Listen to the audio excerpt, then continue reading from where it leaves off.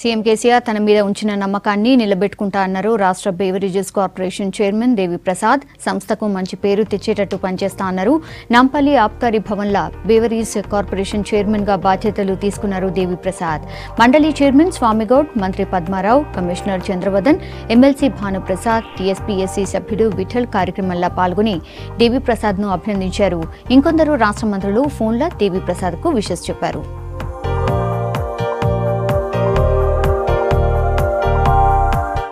కీలకమైనటువంటి beverage corporation chairman పదవికి nominate చేసినటువంటి గౌరవ ముఖ్యమంత్రి కేసీఆర్ గారికి ముందుగా నేను ప్రత్యేకంగా హృదయపూర్వకమైనటువంటి కృతజ్ఞతలు తెలియజేస్తా ఉన్నాను. ఇవాళ మా అందరి నాయకత్వంలో, ముఖ్యమంత్రి గారి నాయకత్వంలో ఇవాళ తెలంగాణ సాధించుకోవడం అనేటువంటిది నిజంగా మేమందరం కూడా గర్వపడతా ఉన్నాం.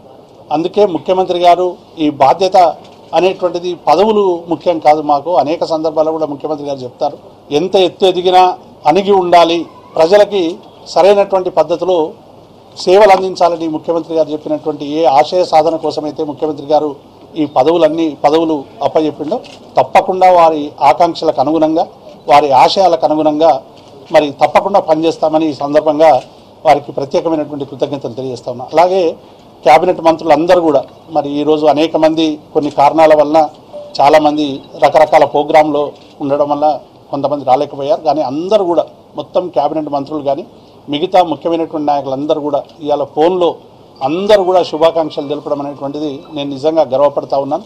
ఇవాళ తెలంగాణలో ఉన్నటువంటి వాళ్ళందరూ కూడా ముఖ్యమంత్రి గారు మాకే ఇచ్చిందనేటువంటి ఒక గుడ్ ఫీలింగ్ ఇవాళ సర్వత్రా కనిపిస్తున్నటువంటి సందర్భాన్ని కూడా చూస్తూ ఉన్నాం.